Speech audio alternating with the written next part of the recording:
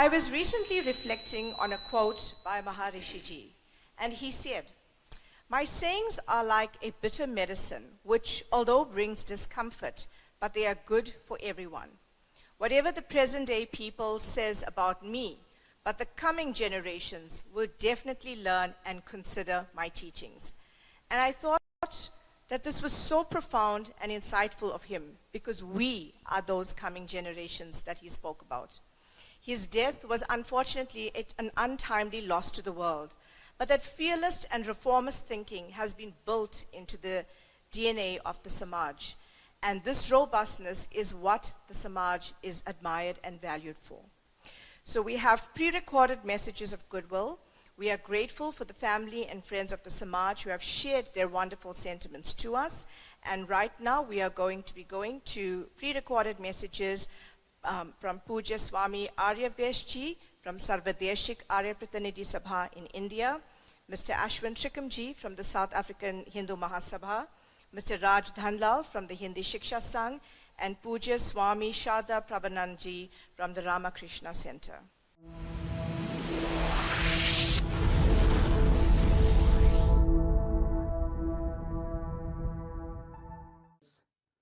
My dear sisters and brothers, the second birth centenary of Swami Dayanand Saraswati is celebrated worldwide enthusiastically.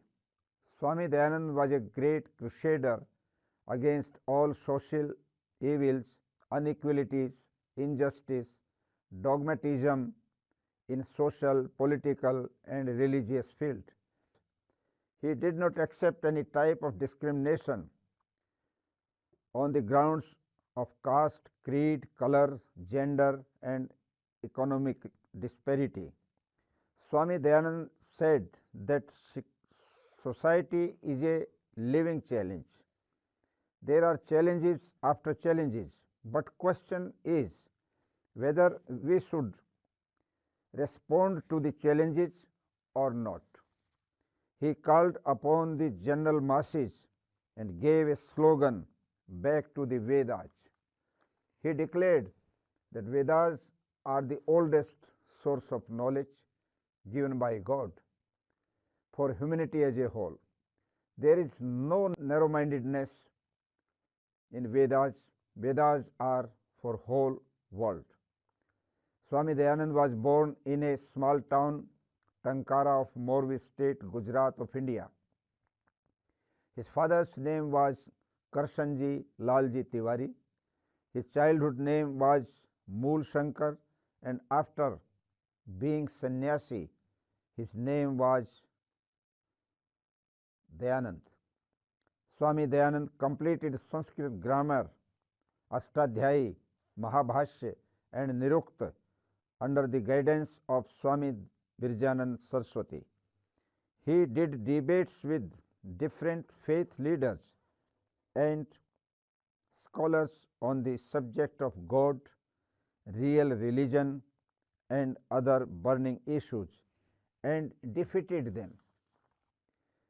Swamiji was a great warrior who challenged exploitation and atrocities towards women, downtrodden people, Dalits, untouchables, and all type of injustice and inequalities. When we are celebrating 200th birth anniversary of Swami Dayanand in whole of the world, it is our duty to send the message, principle of Vedas and activities and achievements of Arya Samaj up to general masses. In South Africa, as I know that our Arya Samaj organization and Arya Samaj people have dedicated themselves for the upliftment of the population, the citizens of South Africa and whole of the country. So we should approach the people that Swami Dayanand was a great social reformer, and he founded the Arya Samaj to upliftment of the whole of the world. He was a great revolutionary. We should remember him and this is the right way to give homage, to pay homage towards Swami Dayanand Saraswati. Thank you and namaste to all listeners. Dhanyavad.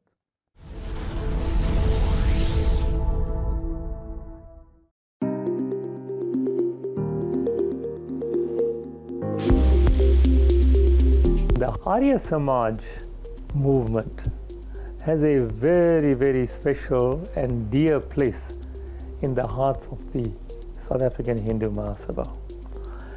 In 1912, when Swami Shankaranandaji, who arrived here with the intention of forming the Arya Samaj, realized that the Hindu organizations had been, had no real leadership, he decided that no, the Hindus needed an organization to represent its voice in the growing South African society. So in 1912, he was responsible for getting all Hindu organizations together at a conference, and that conference resulted in the formation of the South African Hindu Mahasabha in 1912. 1912 is a very significant year in the history of South African society because the African National Congress was also formed in January 1912.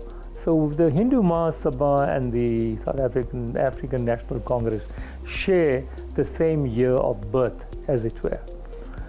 In 1926, the Arya Samaj of South Africa was formed. One cannot remove the most important principle that governed the formation of the Arya Samaj. Hindus throughout the world are fully aware that it's the Vedas which are the source of Hindu Dharma.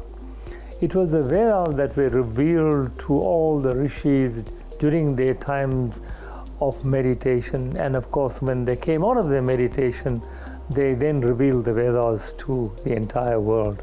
One of the other features of the Arya Samaj movement, it's a very important one, and that is they're constantly addressing the challenges that society faces in various forms. Any kind of a reformation process that is required for Hindus, the Arya Samaj movement is leading in that kind of reformation.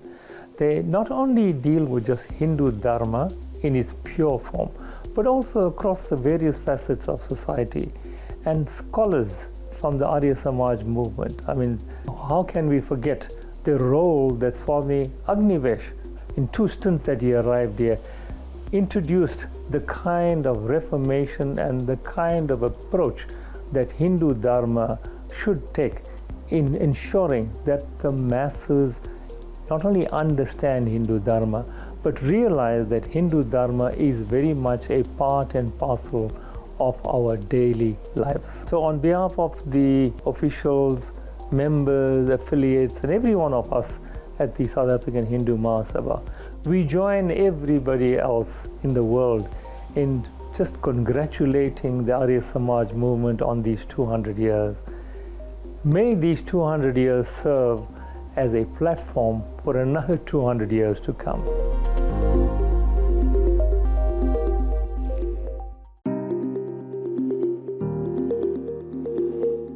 It is with great honor that I have the opportunity to say a few words on this fantastic celebration of 200 years of Maharshi Swami Dayanand. The Arya Samaj of South Africa was one of the founding members of the Hindi Shiksha Sangh just under 76 years ago. The vision that they had then was to get people to learn the language, and through language be able to communicate and spread the love, joy, and what is more important, our Sanatan Dharam. And true to form, the leaders and the people of the Arya Samaj of South Africa in 1948 took up the call to live the Sanatan Dharam. Today, we enjoy the fruit of that labor that came forward to bring about this brotherly love, as we do not divide, but bring people together through the love of language. It is well known that if you want to bring a grouping of people or a nation to their knees, stripped them of all that identifies with them. But the key to it, or the glue that holds it all, is the language. You see, through language, we have the ability to live the rituals and all the aspects of life that are intertwined around that language, the cultural aspects that bring the community together. Today, we see the value of being able to speak Hindi, not just from a cultural perspective or a religious perspective to be able to go back to our scripture. So on this occasion of the 200th anniversary of Swami Dayanand, I wish all the best, and here's to another 200 years of living his values. Prem Namaste.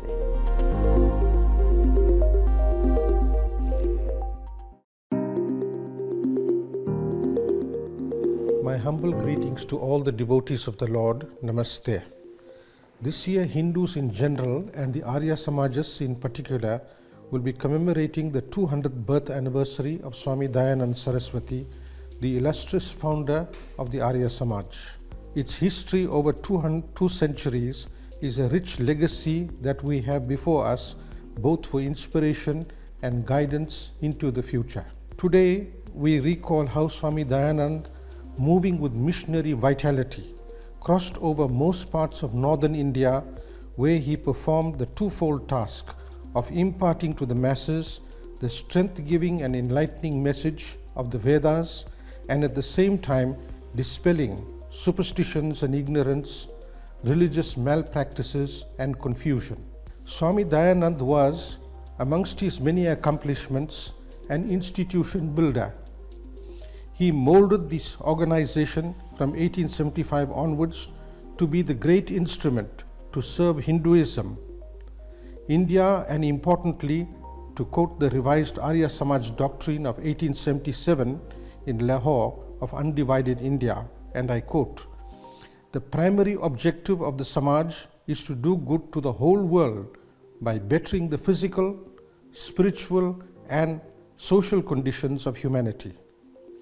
Furthermore, in emphasizing the objectives of the Samaj, one of its leading ideologues, Lala Lajpat Rai, stated in his work, The Arya Samaj, and I quote his words, "Hinduism created the Arya Samaj. The Samaj is a champion of Hinduism. The members of the Samaj have no hesitation and will never have any in staking everything they possess in defense of the Hindu community." Unquote. As we celebrate the bicentennial year of Swami Dayanand's birth, let us recall the values and objectives that he stood for. Added to this, the Arya Samaj, particularly in South Africa, is well known for its Seva projects. One of the highlights of its Seva mission is the joyful smile of satisfaction it had put on the face of once tortured individuals and suffering humanity. Today, I join you all in prayers and paying tribute to Swami Dayanand Saraswati. Thank you. Om Shanti, Shanti, Shanti.